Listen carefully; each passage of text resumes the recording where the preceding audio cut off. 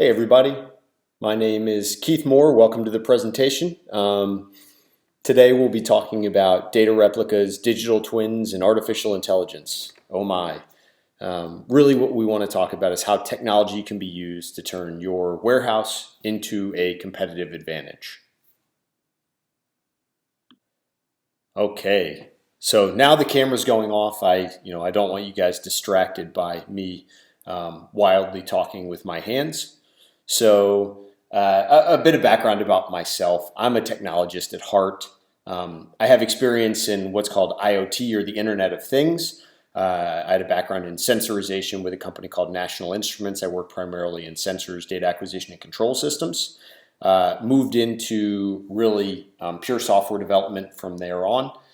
Spent some time in my career there, and then for the past 6 years have worked on artificial intelligence, really I'm using air quotes here without the camera, and machine learning, and how those things can apply across different industries and now supply chain. So if you're somebody who ever wants to talk about supply chain tech, let me know. I'll share my information at the end of this session. Would love to chat with you about just about anything. So today we have 3 core objectives. We want to highlight some different technologies that exist in the warehouse. We want to then identify which of them can drive value in the short term. We really care about things that can have an immediate impact. I think everybody kind of knows where the long term is eventually going. But the question for today is, what technologies exist and how do we get there? And then what does it actually look like from a timeline perspective to sequence these technologies out to drive value? So let's get started. I'll start with a funny expression. I hope some of you guys have heard. I actually stole it from the energy industry. And the warehouse of the future is a man and a dog.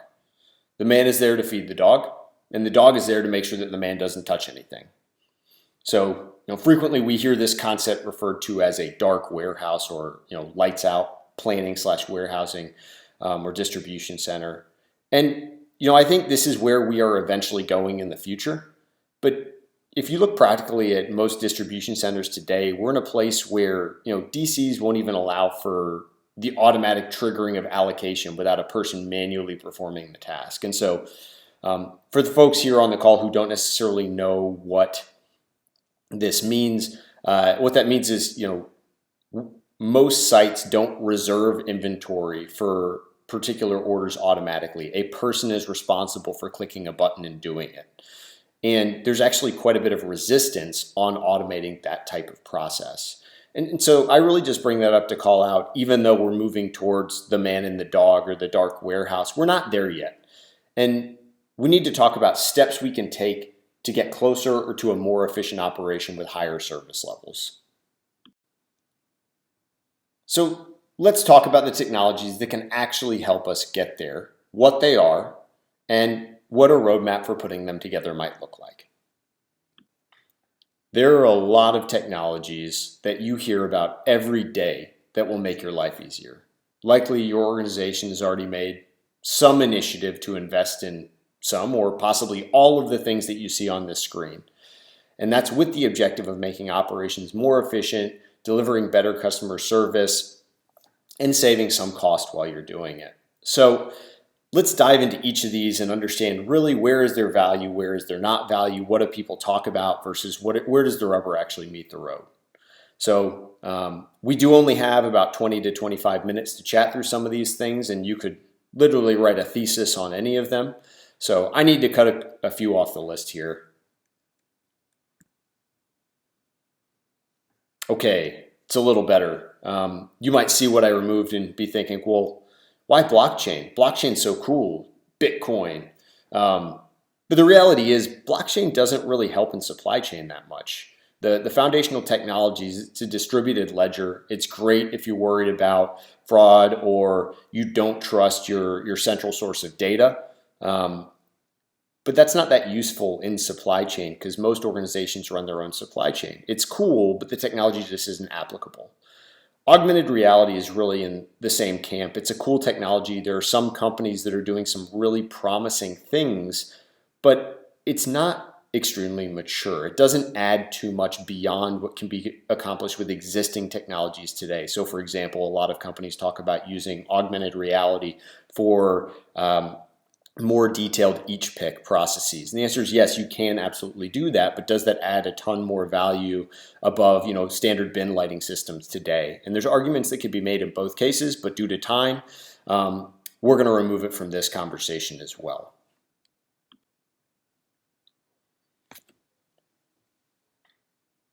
So of those left, let's compare how they add value compared to the implementation time and complexity.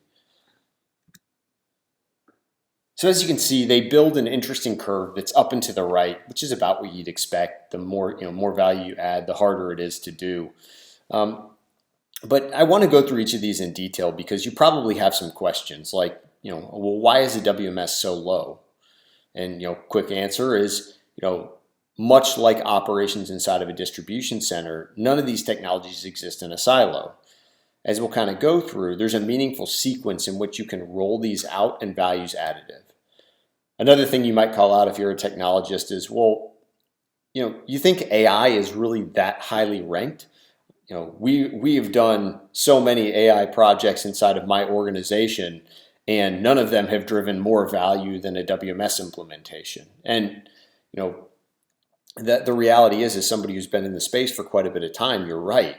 I don't think blanket AI drives a huge amount of value. I do think that advanced mathematics on top of existing technologies can provide significantly more value to a site. And so I do want to talk about it practically and what that means. So if you look at all these together, what we're driving towards is the Gartner concept of supply chain convergence. I think the last time I had read about this, it was written by Dwight Klapik. If you follow him, he's a fantastic analyst. And really what we're talking about is how all of these technologies fit together to drive delivery and maintain service levels. So if you look, you can kind of sequence them out and say, how does everything fit together to actually do this? They build on top of each other. So I've, in this case, grouped YMS and WMS together because I think there's a certain function that they perform that is similar, and we'll talk about that. So, let's talk about what are the stages of innovation here. How do the technologies play in, and what does our roadmap look like to bring all of these technologies to the table and actually drive value? So on to that.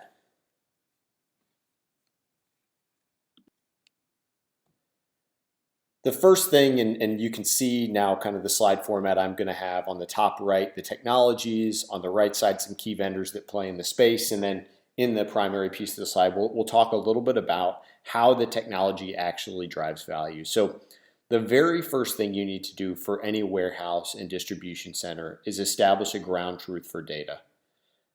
In reality, there's only so many things that can happen in a warehouse to inventory. You need to know what it is, where it is, and when it's needed.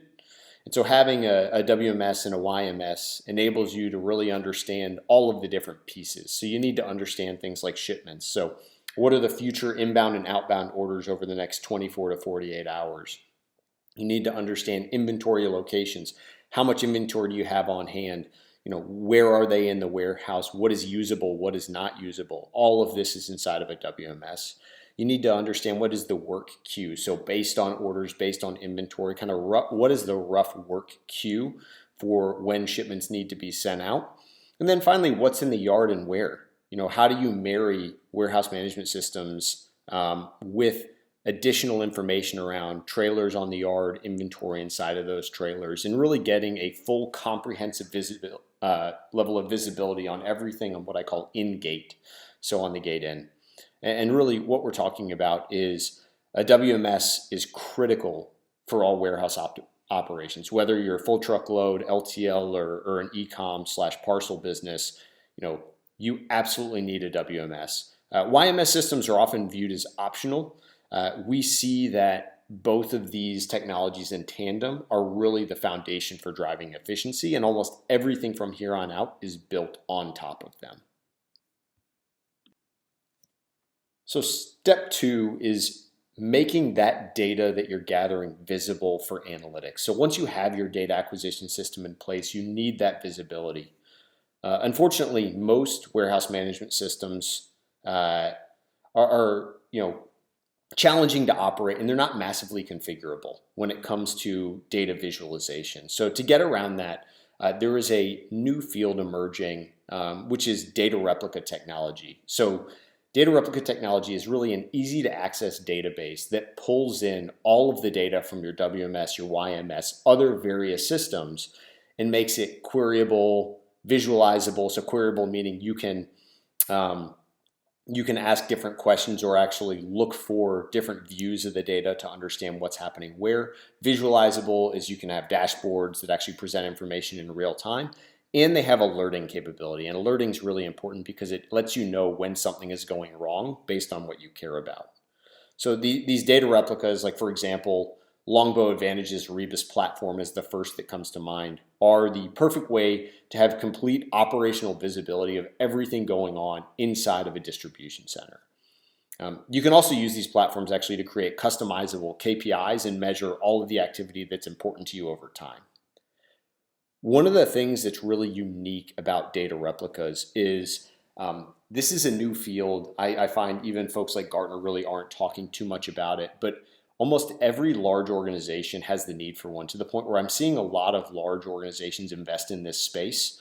Some folks describe it as, I'm using air quotes again, a thin client that sits on top of existing systems to make data more available.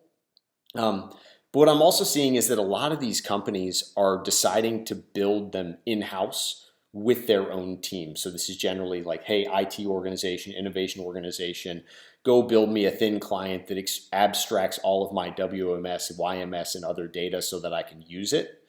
And to the technologist in me, that sounds like a bunch of fun, but the reality is doing that deviates from the specialization of most organizations. So when you start to introduce a technology or really a software like this, you're bringing up challenges around, well, what about lifecycle planning, maintenance, feature support, software usability, all these things that large supply chain enterprises generally are not equipped to handle. And so you're kind of breaking the mold. And I find that this is one of those times where it's a lot more valuable to just buy instead of build, because you're going to save yourself a lot of money in the long run, and you're going to get significantly better feature support. So, kind of in summary, if you're looking to create digital data replicas of operational data, I would absolutely recommend reaching out to one of the key vendors listed here. I'm partnering with both of them. They are technologically fantastic. It'll save you a lot of money, time, and effort. So on to step three. You're collecting data. You can view it any way you like. The next step is understanding what's going to happen next. So this is where digital twins come in. Really, I'll refer to them as both digital twins and operational twins, because I think digital twin is an overused term today. And so this is kind of what a lot of folks in the supply chain refer to as, I need something that lets me do what if planning, which I will, again, say is synonymous with digital twin. Because the term is so overused, it's tough to pinpoint exactly what it means. In our case, what we're referring to is a model of a warehouse. And when I say a model, I mean not like a Lego model of a warehouse. It is much more an operational model that helps you understand what's going to happen in the future. So this type of digital/operational twin needs to account for labor, shipments, inventory availability, tasking, space, resources, production. And so it's actually a fairly narrow market when you come down to people who can actually build a good operational twin.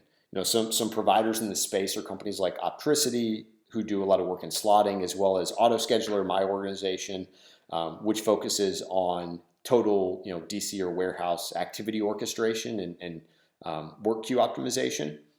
But understanding how the digital twin is used to drive value is kind of challenging. So instead of going and putting a bunch of words up here, I just want to kind of walk you through a simple example. So let's say that you have some inventory. You have 300 cases in your distribution center, and it's 12 p.m. right now. The responsibility of a digital twin is it needs to identify you that there's going to be a short for this particular SKU at 7 a.m. tomorrow. You say, well, it's only noon right now. That's 19 hours from now. How does it know that?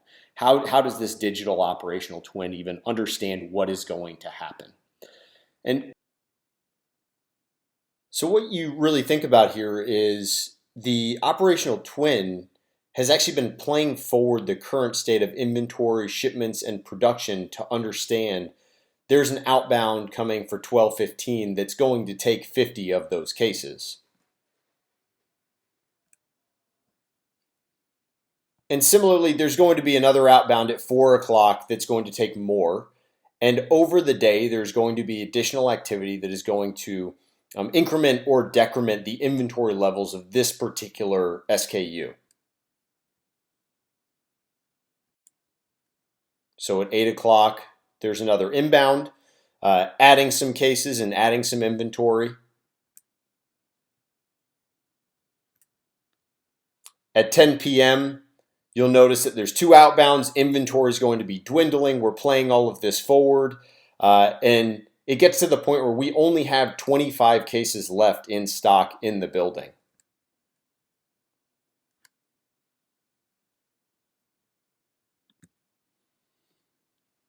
And so finally, when you have a 7 a.m. inbound that's expected to pick up 50 of those cases, only 25 are available. So at 7 a.m., you have a deficit of 25 cases. So, you see my little joke here. You have a short, tough luck, Walmart, too bad. Knowing 19 hours ahead of time that a Walmart shipment at 7 a.m. tomorrow is going to be short, I as a planner have a lot of capability to actually do something about that. Or there might be some way that I can move things around to where I don't run into a short at all. I may have certain products that I can go and get that aren't available in the warehouse management system to get around this. But really, digital twins and operational twins tell you about the problems you're likely to see without you ever having to experience them based on, current state and time. Because in most operations today, you're going to learn about the short when you go to start picking or loading it, and that is not desirable. So in the case of this example, we just kind of played the present and defined schedules forward to understand where the bottlenecks would be in the future around inventory.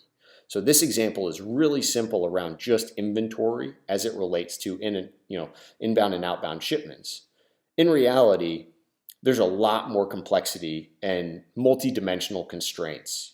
You have to think about how many people you have, how long tasks actually take to be completed, where inventory is, how long travel distance actually takes based on where inventory is, when inventory is going to be available, and more to really understand the true bottlenecks that a distribution center is going to face.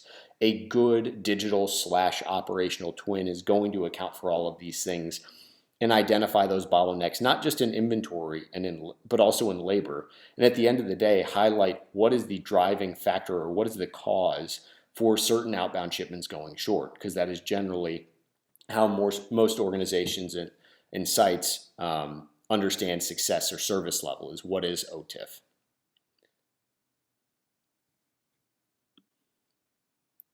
So to move along, we really quickly went over digital twin/operational twin technology, which sits on top of data replicas to access that information and play forward the present into the future. You now have your digital twin, and it kind of helps you do all those things. Next up is advanced mathematics to help you be a little bit more proactive or prescriptive. And before I get into advanced math and exactly what it does for a distribution center, please forgive me, I need to go on my soapbox here. AI is my favorite topic because just about every business with somebody who's modern in marketing tells you that you need it. But the reality is, and I have to kind of go in the weeds to talk about this in a lot of presentations, is that artificial intelligence isn't really that useful for supply chain. Really what artificial intelligence is mathematics primarily for inference, or there's some arguments about using natural language processing or vision systems for implementation in warehouse distribution centers. But in the end, the value of machine learning, and I'll use that term because it's a little bit more realistic to describe artificial intelligence, adds value in the fringes of what you're doing. You can use machine learning to infer when a vehicle might be late, but that is not going to help you run a more efficient operation by itself. It is a part of a greater whole. It is not the core value driver. So the argument can be made that machine learning is valuable for subtasks, possibly forecasting, some robotic systems and automation systems, but it's not really that useful in many places. Really, instead you hear AI and machine learning being used as a catch-all for advanced mathematics, and I think that's a disservice to people who actually want to learn things about technology. So what we're talking about here with advanced mathematics is trying to understand the best way to actually execute work inside of a facility. So regardless of the systems in place, so that being you have some automated systems or machinery responsible for tasks, you have some people responsible for tasks, all activities can be quantified. In this case, we use that quantification in a flavor of mathematics known as constraint-based optimization, or convex optimization is the technical term, to optimize different activity systems. So what I mean by that is I can actually quantify how long it takes for a person to pick an order based on how many cases need to be picked. I can identify how long it will take to load something on a truck based on where you are getting that inventory, how quickly you are driving, and which door you are going to. So all of these things can be quantified, and because of that, all of them can be run in sequence and optimized. The mathematics by itself is powerful, but when you think of why I talk about this is a sequential technological pathway, is you really need to pair optimization technology with a good digital or operational twin so that you can try out different sequences of events, or the software can try out different sequences of events and create a reasonable schedule while minimizing touches, labor, and maximizing service levels. So to provide kind of an example of what this looks like, you can understand a good optimization workflow, or advanced mathematics can understand that there's an inbound scheduled at 7 a.m. and you can actually pull in that inbound to cross-dock onto a drop trailer for later in the day. So you can actually not just opportunistically find cross-docks, but you can actually create cross-dock opportunities to save from put away and retrievals. And anytime you look at a put away or retrieval in a warehouse, you're generally talking about $1 to $2 per activity. And doing this also minimizes labor throughout the day and can do it across 100 different activities that are occurring at any moment. So everything with good advanced mathematics can be optimized with the appropriate trade-offs made. So how do we make sure that we're getting everything out on time and full while reducing labor, while actually minimizing the number of touches for all inventory? And that's really where advanced mathematics is valuable when paired with an operational twin. This is really the core of what I do for a business. And there's a lot of different capabilities around line loading from production, or cross-docking, or appropriately sequencing out inbounds, outbounds, case pick. But you have to think about it holistically, is how do we just make a site more efficient based on all the information that we have and what's going to happen. So moving on from advanced mathematics and really orchestrating activities, the last stage is to automate some of the human processes. Once you've gotten to the point where your distribution center is kind of a finely tuned machine where all handoffs are happening appropriately, you have to think about robotics as being the next stage. So whether it be using ASRS, layer pick, or goods to picker systems, robotics can improve efficiency significantly. The challenge with them is that the capital expenditure is often very large, so rollouts often take a long period of time and are fairly expensive. Really what we're talking about is you have the ability to significantly automate processes where people can only perform at a certain speed. You use robotics to augment that and expedite repetitive tasks. So I was talking to somebody about this prior, and you could make a pretty good point that robotics integration is possible independent of all of the rest of these steps. And you're correct, you can absolutely implement robotics initially, but Then what we'll often see at sites is that the automated activity, whatever sequence or whatever task robotics is responsible for, is just as unorchestrated as the manual activities, albeit a little bit faster.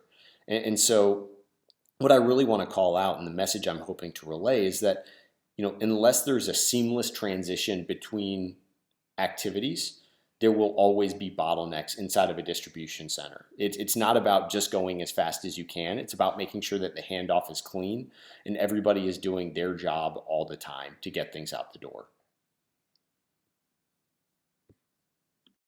Okay, with the few minutes we have left, let's talk roadmap and what does the actual timeline for some of these rollouts look like.